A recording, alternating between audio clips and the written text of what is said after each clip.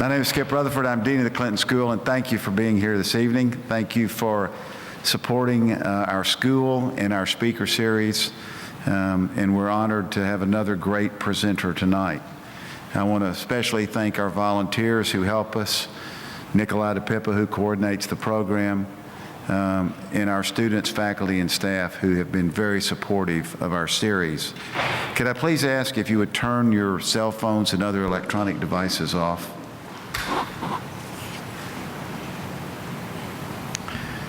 And by the way, tomorrow at noon, we have the cast from the Second City on the REP program. So if you like the REP and you like art and the humanities, it'll be a good program. Last night, we had the president of the National Sculpture Organization who talked about public art in the city. So we try to bring a wide variety of speakers here, and I hope you enjoy them. To introduce our speaker tonight is one of our talented new Clinton School students. Jake Coffey is a native of Nashville, Tennessee. He is a graduate of Connecticut College and Queen's University in Belfast. He spent 2 years working at the UAMS College of Public Health, and prior to that worked on hurricane relief in New Orleans. At the Clinton School, not only is he an avid kickball player, and quite frankly, very good, he seriously is working with a group of students who are teaming together to improve the status of rural health in our state. So it is my pleasure to present to you Clinton School student, Jake Coffey. Thank you, Dean.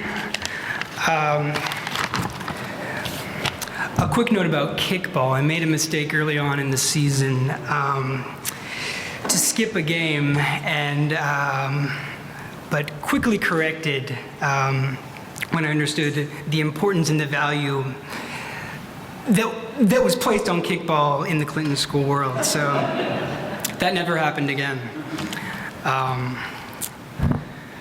Thank you, Dean. There was an article about 2 weeks ago in The Onion, America's #1 source for satirical news, whose headline read, "Historians politely remind nation to check what's happened in past before making any big decisions." It goes on to say, with the United States facing a daunting array of problems at home and abroad, leading historians courteously reminded the nation Thursday that when making tough choices, it never hurts to stop a moment, take a look at similar situations from the past, and then think about whether decisions people made back then were good or bad. On one level, and most obviously, it's a commentary on Americans' historical illiteracy. But it also says something, I think, about the absent role of historians in public discourse. It is, after all, understood, that serious historians, they understand that they must never stray into present tense political agendas. But a dangerous thought. What if historians had an obligation to inform, analyze, and interpret the past in ways that are useful to our present situation? Jean Daddle, author of Cotton and Race in the Making of America, is doing exactly that. Born and raised in the Mississippi Delta, he studied history as an undergraduate at Yale and law at Vanderbilt, and was in his former life an international investment banker. More recently, though, as an historian, author, lecturer, playwright, and performer, he's dedicated himself to exploring the interconnected histories of American capitalism and the struggle of African Americans against exploitation, marginalization, and systematic oppression. Cotton and Race in the Making of America is the story of King Cotton as the determinant of American history. It is the story of how the cotton market has shaped our history and reinforced slavery and what came after. It's a global story that makes clear that racial bigotry was not peculiar to the southern United States. And the legacy of this problematic history is still with us today. And we, as public servants and citizens, have an obligation, and tonight, the opportunity to engage in this past. Tonight, Jean Daddle is here to politely remind us what's happened in the past, the good and bad, and how it informs our present situation. Thanks, Jay. Thanks, Dean Rutherford. What a pleasure to be in this magnificent complex. It's a tribute to both Little Rock and to President Clinton. I was thinking about President Clinton's years in office, and he had to deal with some of the same big trends that I'm going to speak about today in international trade and international finance. And he also had to deal with America's racial conundrum, which origins were in both the American North and the American South. My book began in 1962, when I entered Yale University as a freshman. I was the only person in my class of 1,000 from Mississippi, and that was the same year that James Meredith integrated the University of Mississippi. The attendant violence and national publicity made everybody quite annoyed with me, and I was besieged with questions. Thereupon began a long study of economic history, Southern history, and racial history. Why cotton? Cotton was the single most important determinant of the 19th century because it prolonged slavery, and slave-produced cotton caused the Civil War. And we live with its legacies today. Cotton also spawned two revolutions, the Industrial Revolution and the, as I said before, the American Civil War. It was a young Karl Marx who remarked that without cotton you have no modern industry. Without slavery you have no cotton. And who was Marx's financial backer? It was Frederick Ingalls. And where did the Ingalls money come from? It came from his family textile mill in Manchester, England. The story starts in 1787, which at the Constitutional Convention, which enshrined slavery in the Constitution. There was no cotton of any amount grown in the country at this point. The nation faced a very ugly choice: a nation with slavery or no nation without slavery. And we know what that choice was. The choice was brokered by two trading states, South Carolina and Connecticut. And in the words of Oliver Ellsworth, the Connecticut representative, slavery will not be a speck on the horizon. So they rationalized and said slavery was going to die anyway, so let's have a country. What I want to introduce now is a different question. And we'll start at the beginning. It is, what did people, not only what people thought about slavery, but what they thought about black people, because this will be the key to understanding what happened after emancipation until the present. Take Benjamin Franklin, anti-slavery at the Constitutional Convention. But in 1789, he wrote that free blacks should be supervised by a national police force, and they should be trained for those jobs which required little skill. Now, what happened to this prophecy of extinction of slavery?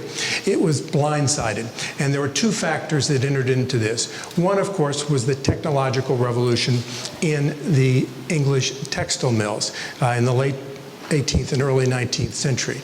Bottom line, here's what happened. The price of a textile garment dropped by 99% between 1787 and the beginning of the Civil War. This, of course, created a consumer revolution. At the beginning of this period, 3/4 of the clothes worn by Europeans was wool. At the end of this period, 3/4 was cotton. And where did this cotton come from? 90% of it came from one place, the American South. So there was this insatiable appetite for cotton. The second factor, of course, was Eli Whitney's cotton gin. There he was, oldest graduate of Yale College in 1792, couldn't get a job, went south as a tutor on a Georgia plantation, and within a couple weeks had created a gadget which would separate the lint from the seed. There's no indication that Eli Whitney cared one way or the other about slavery. But what happened was one person could clean 50 pounds of cotton rather than 1 pound per day. And the implications were staggering. From no cotton at the beginning of the period to 4.5 million bales at the end of the period, 500-pound bales. And over here you see an 1850s photograph of the New Orleans harbor. And it looks like something that you would think about in terms of Hong Kong or Shanghai today. This was the dynamism of that world. In terms of slavery, that population increased from 700,000 to 4 million. 70% of those people were directly or indirectly involved with cotton production. So when there's this historical argument about what caused the Civil War, slavery or states' rights, when you say slavery, you have to ask, what did those people do? And they were largely in the gold rush, which was cotton production at that point in time. The price of a slave directly correlated with the price of cotton.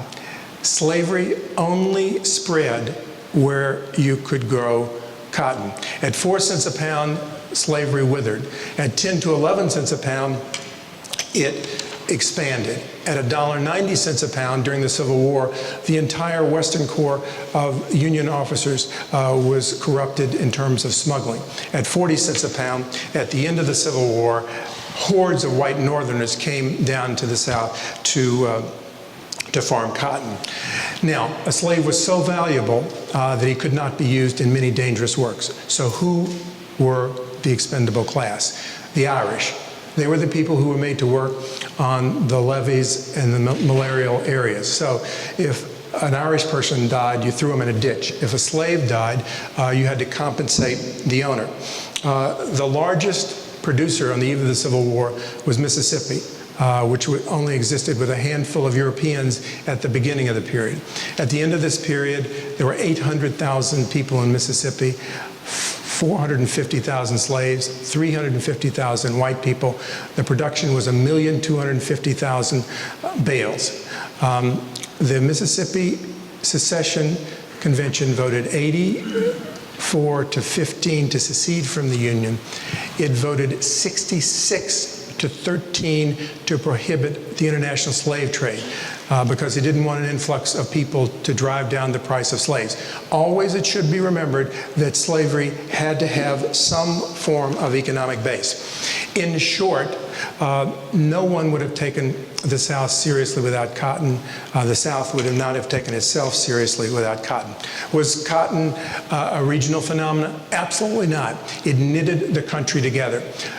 Foodstuffs came in from the West into the South. It propelled growth out there. New York City, 40% of all cotton revenues before the Civil War ended up in New York City. It was called the capital of the South. Now, in terms of overall numbers, 60% of all exports, and we know about exports today, 60% of all American exports before the Civil War were cotton. Cotton was the leading export in this country, and it will never be equaled, from 1803 to 1937. And we don't think of this as a significant crop now or industry, but it certainly was then, and it dragged an entire people with it. 60 years as slaves and 100 years thereafter as free laborers. When we think of the slave market, we think of New Orleans. But what was the largest center for slave trading internationally?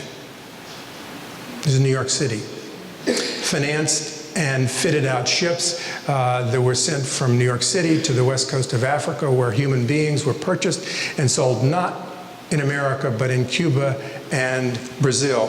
When an anti-slavery advocate got up before the Trinity Church, the fourth largest still real estate owner in New York City, he wanted to pass a resolution that would that prohibit the slave trade, and he was voted down 54-6. The third leg of this, of course, was Great Britain. Great Britain was the most powerful nation in the world at this point. 22 million people. 4 to 5 million of those people were directly or indirectly involved with cotton textiles, and they were located in one particular area, Lancashire. 90% of their cotton came from the American South. So they were enormously vulnerable to the South at this point in time.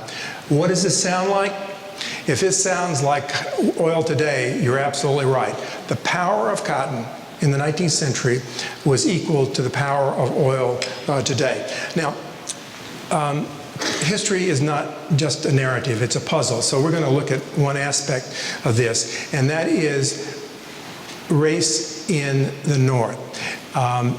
Connecticut, let's take Connecticut. 1784, gradual emancipation bill passed. 1800, there was a survey that was issued in Connecticut to the towns, and the question, Article 27, asked the following: was a black person born free different from those who were born enslaved in terms of morality and in terms of industry? And the results came back, and they were devastating. Timothy Dwight, the president of Yale in 1810, said these people are neither able nor inclined to make freedom a blessing. For blacks, the hatred of labor becomes a habit.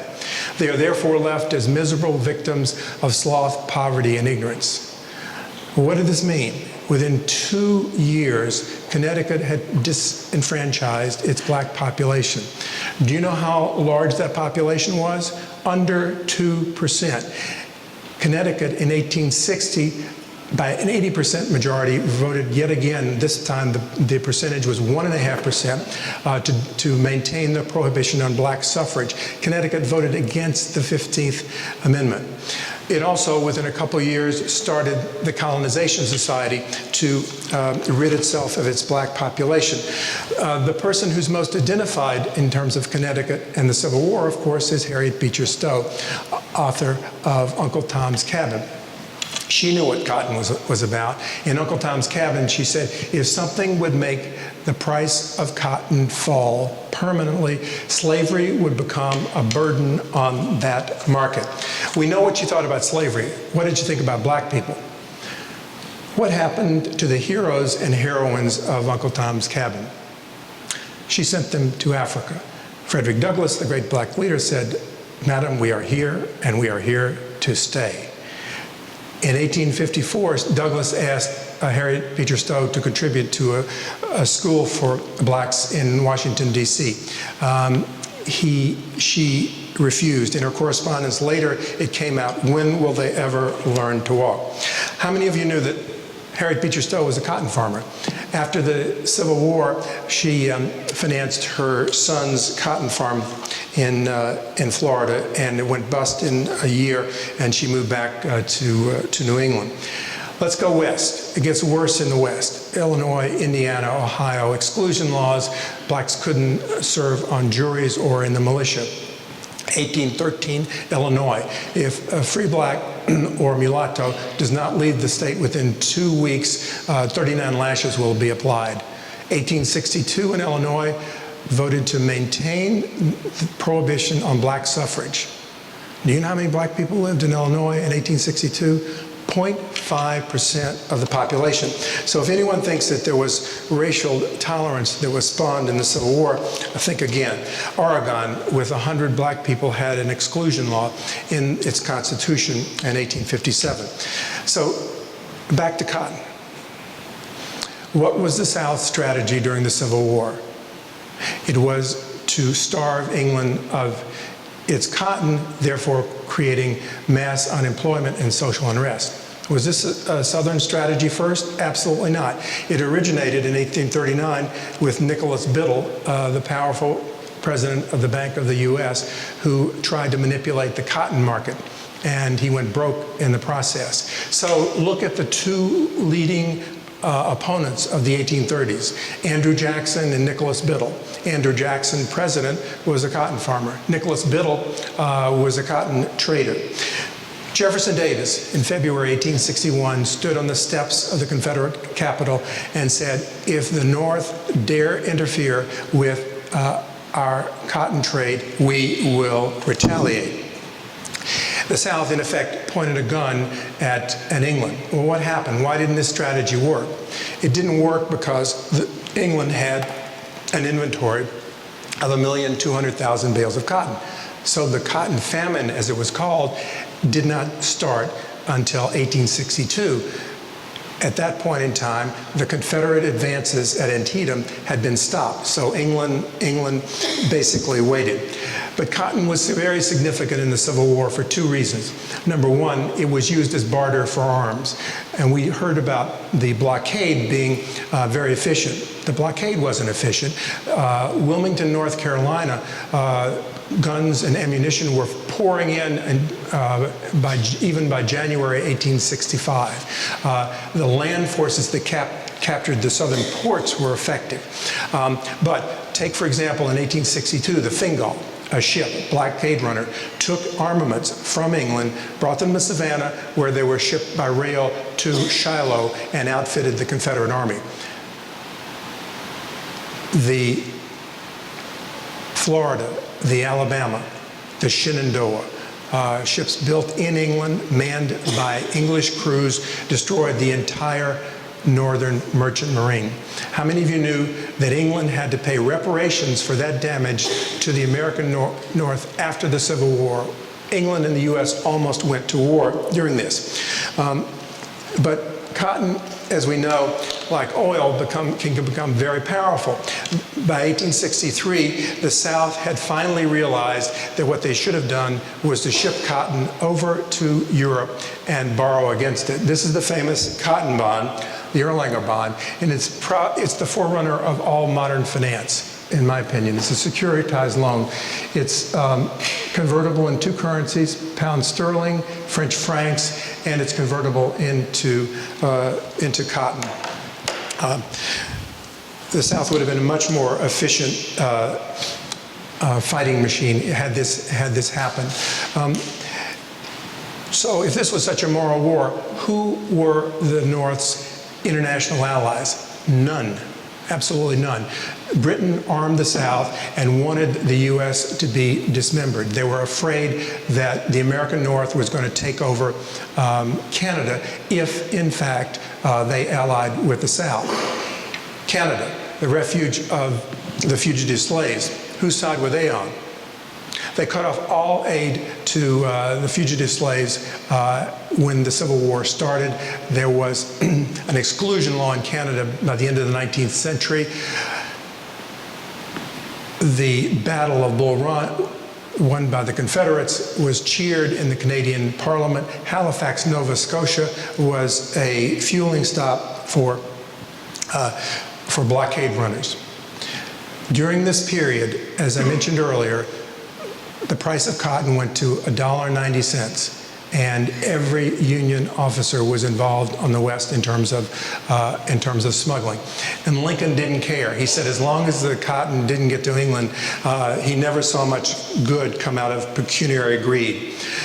In terms of race, let's look what happened. 1863, July, draft riots in New York. Black people murdered in the streets. The, quote, colored orphanage was burned. There's no memorialization of that in New York. Troops from Gettysburg were pulled to go to quell that riot. Now, in terms of what happened and that led to what I call the containment policy. As we know, slaves ended up behind Union lines. These were called contraband, and they were a big problem for the Union Army. The first attempt to deal with them is General John Dix in Virginia, and he tried to send thousands of them to Boston and to Massachusetts. The hero of the movie Glory, John Andrews, said, "No, we don't want them. This is 1862. They'll end up as paupers." 2 years later, in 1864, Governor Andrew wrote Lincoln and said, "Please send them to us." Lincoln, in a sarcastic manner, was furious. He knew exactly what was going on. Andrew wanted those people sent there so they could be used to fill draft quotas and sent back into the war. Essentially, the same thing happened on the Western Front, where contraband were shipped north to Illinois in trains, and race riots broke out. That was again September 1862. The policy was disbanded after 30 days. The freed slaves were put to work on abandoned plantations, primarily near Vicksburg, Mississippi, where they were cheated with reckless abandon by white northern lessees. Emancipation Proclamation, January 1st, 1863, one of the triumphs of American history. What bill did Lincoln sign the day before? He signed an appropriation bill of several $100,000 to encourage colonization.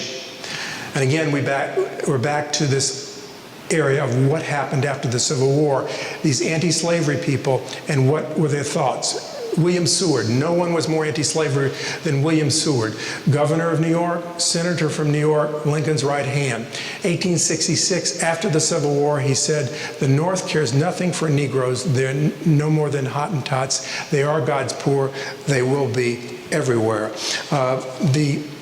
Edward Atkinson supplied guns to John Brown in Kansas. But his attitude was, we must admit that we must have cotton, and that the emancipated slaves will be idle and utterly useless unless they work in the cotton fields. If he does not work, let him starve and exterminate himself if he will, and so remove the Negro question. Still, we must raise cotton. The New York Times, February 1865, we must get cotton back into production. That means two things. One, black labor, and white ingenuity.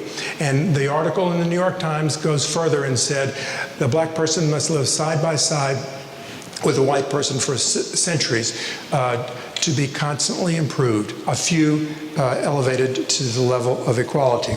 So what did this mean after the Civil War?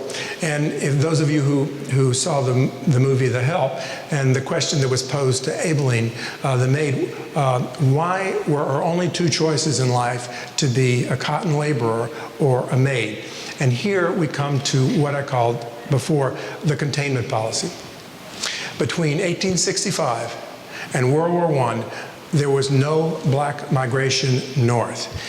If you ask an advanced placement course of 11th graders what would have happened if the North had been racially tolerant, they would have said, they did say, everyone would have moved north. During this period, almost 20 million white immigrants came into the North. So the black population of the North stayed under 2% until World War I, and yet another economic force intervened. What was that force? It was World War I. So three things happen in a war. Unemployment goes from 8.5% to 1.5%. Industry booms, and no white immigration.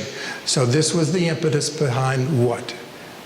The black migration north. And race riots ensued very quickly thereafter. The big one in Chicago, July of 1919. This is an illustration from Harper's, and it's the one attempt at mass migration before the Great Migration. And these people are getting on boats to go up the Mississippi River to Kansas, so the so-called Exoduster movement. Now, Kansas, as you remember, was the battleground slave and free state. This is what happened in 1878, 1879. As those people went north, Kansas says, no, I don't want them. That's the only attempt of mass migration before World War I. Now, cotton enters into the educational field as well. And think of the great wealth in this country wasn't made on the cotton farms. It was made by the industrialists, Carnegie, Rockefeller, Rosenwald. And what was their number one priority? Their number one priority, turn of the century and beginning of the 20th century, was black education. And what did they mean by black education? When Andrew Carnegie gave the seed money for the largest, huge donation, $600,000 in 1903 to Tuskegee Institute, he said the following: "We cannot produce enough cotton for the wants of the world. It is certain that we need more cotton to meet the demands of this indispensable product. We therefore need to train the black person." So everything feeds back in terms of this containment of black people, and the linkage with cotton remains intact. The destiny of cotton, of black people in this country, was linked absolutely to cotton. 90% of all black people lived in the South on the eve of World War I. 50% of those people were involved with cotton production. And what about cotton production? Within a few years after the Civil War, cotton production was greater than it was before the Civil War. Cotton had maintained its 75% majority of exports in the world. So what transpired in this environment? The North could have done anything it wanted to the South. The South was utterly defeated after the Civil War. The first thing it did was take the number of troops, 1 million men in arms, May of 1865, down to 200,000 a few months later, down to a few thousand within a few years. There was no indication that the North, and Grant in 1875 pulled the final plug when he didn't send troops to Vicksburg. When the able black congressman from Mississippi, John Roy Lynch, confronted Grant said, it was political. I would lose, if I sent troops to Mississippi, I would lose Ohio. That was the expediency involved. Even black rights that were given in the North were such that many of the radical Republicans interpreted that as keeping black people in the South for Republican majorities, et cetera. So what about this cotton business? If a cotton farmer after the Civil War went into a banker and said, I want to borrow some money, the banker would look at him and say, what kind of business are you in? And the cotton farmer said, well, I don't know how much cotton I'm going to plant. I don't know what the weather is going to be like. I don't know what the insect situation is going to be like. I don't know what my production is going to be like. And I have no idea what the price is going to be like. Oh, and by the way, I only get paid once a year. The banker is going to throw up his arms and said, I want the first lien on your production. There, again, is the economic driving force for the sharecropper system. It was the only way to finance it, and black people initiated the sharecropper system after the Civil War. What happened was, as we know, African Americans had no legal recourse, so they could be cheated with impunity, which they were on these cotton firms. The other thing that we need to bear in mind was technology. The cotton gin labor saving device created a labor shortage. There were 750 patents for the cotton gin between the end of the Civil War and the 1930s, when the successful ones began to be tried. It was the most difficult thing imaginable to do. But regardless of that, cotton production increased to 17 million bales in the 1920s. And there again, the book ends in the 1930s because during the Depression, cotton became a permanent ward of the federal government. But you had this cosmopolitan, international, global, the first sophisticated global business that was layered on an oppressed labor force. And as an example of this man is Will Clayton, and you see he's on the cover of Time magazine in 1936. This is the last time you'll ever see somebody in the cotton business on the cover of Time magazine. He was the principal partner in Anderson Clayton, the cotton brokerage firm that was based in Houston. The important thing to remember about him is that he was Undersecretary of Economics in the Truman administration, and he was the first guy to negotiate a loan with Great Britain after the World War II, and he negotiated it with John Maynard Keynes. But it was his blueprint. It was his blueprint that was actually copied by George Marshall that became the Marshall Plan. So the Marshall Plan, in many ways, is derivative of the cotton world. In terms of the African American population, the book stops in the 1930s because legal segregation was enshrined in the system at that point.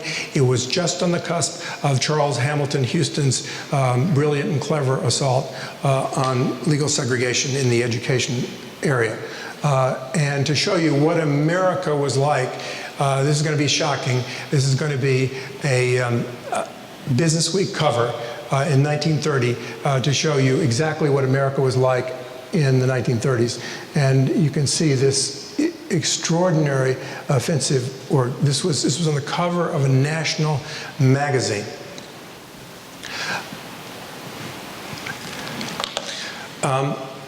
So we move to the present day, a quick timeline, so we can have a chance for questions. Cotton became a product of technology. A 10,000-acre cotton farm in the Mississippi Delta in the 1930s would have 1,000 families. This is Delta and Pound land, which meant 4,000 to 5,000 people on that land. Today, that land can be farmed by 5 people. And America is not the largest cotton producer anymore. China is because of its need in the textile industry. There are 25 million cotton farmers in China today, and they're on 2 to 3 acre plots. And they cannot be mechanized because what happens during mechanization, people are displaced. China cannot have millions of people move into the cities. This is the same phenomena that occurred in the 1960s when race finally became decoupled from cotton, and there was this massive dislocation of cotton workers. In terms of where we are today in terms of race, if you do a timeline between Plessy, Ferguson, Brown versus Topeka, everybody knows what happened in terms of the South, whether it be Little Rock, Jackson, Mississippi, Birmingham, Selma, Montgomery, Greensboro, during the 60s. Simultaneously, not sequentially, very few of us know what was going on in the North at this point in time. So from the North, we moved in the South from the back of the bus to the North, forced busing. Desegregation suits start popping up all over the place. 1962, the NAACP initiated 21 suits. Included in those cities were New York, Rochester, San Francisco, and other places. Race riots, as we know. The big ones, Watts, Newark, and Detroit. The Moynihan Report, the disintegration of the black family, and the Kerner Report, which indicated that we are moving towards 2 separate nations, one black, one white, one both unequal. He was wrong. The Kerner Commission was wrong. That separate, unequal society had started 200 years before and was cast. In 1969, Senator Abraham Ribicoff, who was formerly governor of Connecticut, John Kennedy's favorite governor, joined in a bill with Senator John Stennis of Mississippi, in which the amendment said you cannot integrate the South unless you integrate the North. And he spoke about the racial hypocrisy of the North. In 1989, one of the granddaddies of the desegregation suits, still winding its way through the courts, is Sheff versus O'Neill in Hartford, Connecticut. And this, of course, is the famous Norman Rockwell illustration. That's Ruby Bridges integrating the New Orleans school system in 1960. This illustration was made in 1963. It's housed in Stockbridge, Massachusetts. As many of you know, President Obama visited this, and I don't have a picture of him, but he's visibly moved when he's looking at this, this illustration. If you draw concentric circles around Stockbridge, Massachusetts, every major urban center has segregated, de facto segregated housing and school systems. So we've moved from the moral clarity of the struggle versus legal segregation to the complexities of de facto segregation. And I want to leave you with this question. I mean, cotton is clearly out of the picture, but it was a force, an economic force. And today it upsets me that when we look at politics, the present day politics, we know that there are economic issues. You know, why don't we look in the past to find out what we can learn from those economic issues and the economic determinants of these massive movements in the economic structure of our society? And I want to leave you with a question.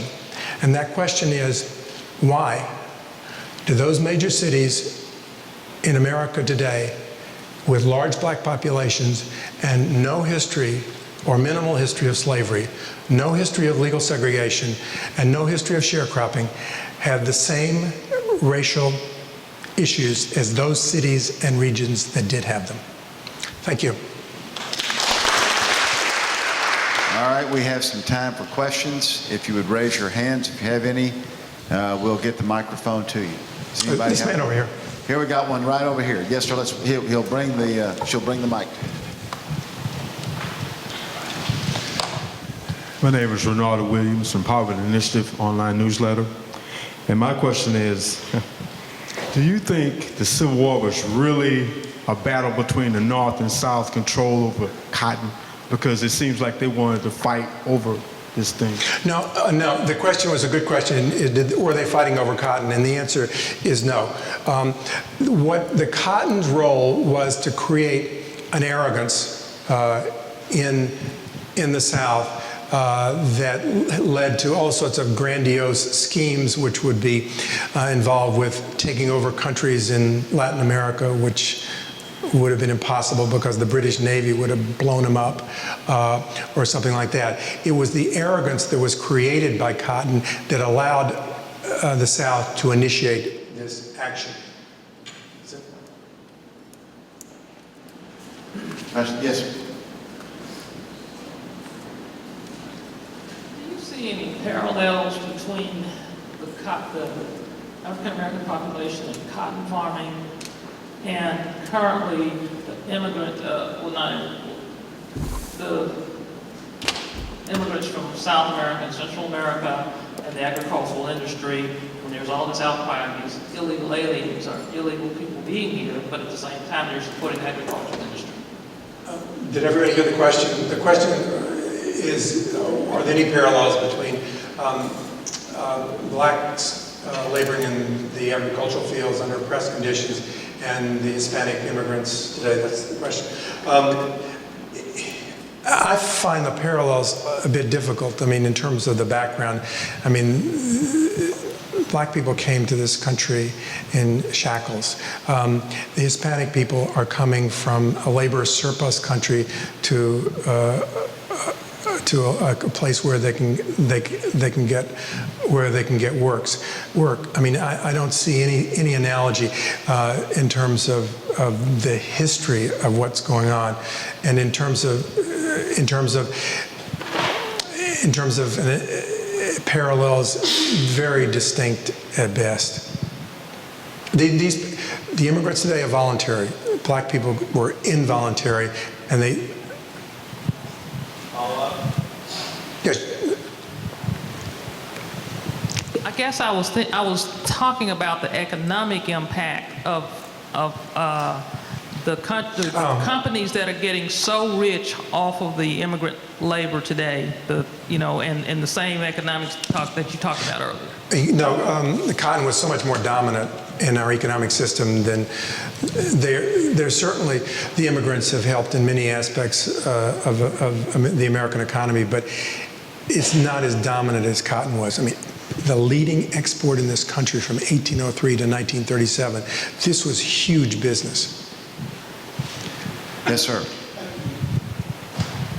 I grew up on cotton. We farmed cotton a few years where I live, about 40 miles north of here. And I guess the question I have is, was cotton an easier crop than most crops? Because I realize one thing with it is how the need for moisture, and especially with the fact that the South gets more rain than many other parts of the country.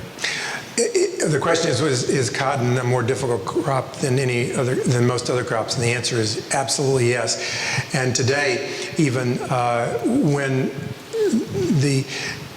in the antebellum period, there was no choice in terms of cotton because people thought it was a cotton gold rush. And interestingly enough, it was a credit economy. It was a boom and bust cycle. There were only 3 periods that I can identify where people actually made money in the cotton world. And I think you were on the cusp in the 1861 of a cotton bubble. But there was no choice. Whereas today, if a farmer can grow cotton, soybeans, rice, or wheat, what they're going to look at is their profit margins. And so they're not going to, even when cotton spikes in terms of price, they're not going to automatically shift back to cotton because it's so expensive to farm. And the other question is, what would happen if subsidies were removed from the cotton world? And I don't think anything would happen because the farms would be bigger and more efficient, so production would not go down. We are a very efficient producer of cotton at this point. Other questions? I've got one, Gene.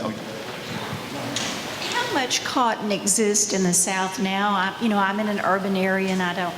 Oh, it's very little. It's Texas. Texas is the big. Yeah, California has been priced out of the market because of the spread of urban sprawl.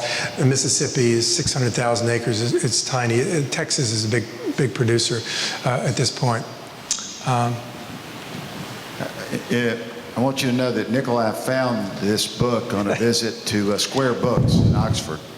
And I was there a couple of days ago. By the way, I did pass several cotton fields between Batesville, Mississippi, and Oxford. It was still growing in some parts of Mississippi.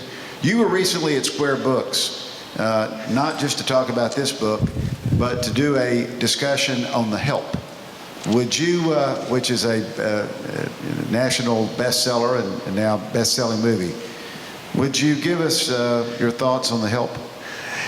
Who wants to stay another 40 minutes?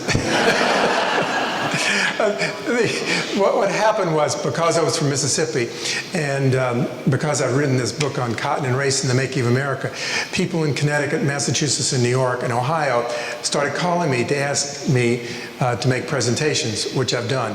And the presentation is called The Help, Fact, and Fiction. And what I do is show where it fits with other Southern novels. For example, there were 4 white Southern women who wrote novels that were astoundingly bestsellers and were made into movies in which actors and actresses were nominated for Academy Awards. She knew that. The first one, of course, this touched on the subject, Gone with the Wind. The second one is a very interesting one, which you probably haven't heard of. Yet another writer from Jackson, Mississippi, Sid Ricketts Sumner, called Quality. The movie, you should get it, is called Pinky. The third is To Kill a Mockingbird, wildly successful. And this book is very derivative of To Kill a Mockingbird. The author had 3 characters in The Help read To Kill a Mockingbird, and she used many examples, from that. To Kill a Mockingbird, you want to guess how many books it sells a year? You'll be pleased, 1 million. When the British librarians, British, not American, were polled and they were asked, what book would you recommend an adult read before they die? Number 1, To Kill a Mockingbird. Number 2, the Bible. So she knew what she was doing in terms of this. The portrayal, is their caricatures, their extremes, which existed on both sides. There were personal relationships which many people in here can relate to. You really don't want me to go on another half hour. And I particularly dealt with the backdrop of this was the 1960s. And there were flashbacks to all sorts of events, whether Emmett Till, Medgar Evers, James Meredith, the issues, the faces we're very familiar with. And what I did was ask the question of what was going on in the North simultaneously.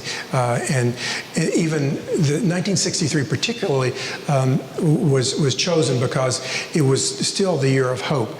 This was the I Have a Dream speech, August 28, 1963, which was just memorialized on in Washington, probably one of the most powerful American orations. And it ended with free at last, free at last.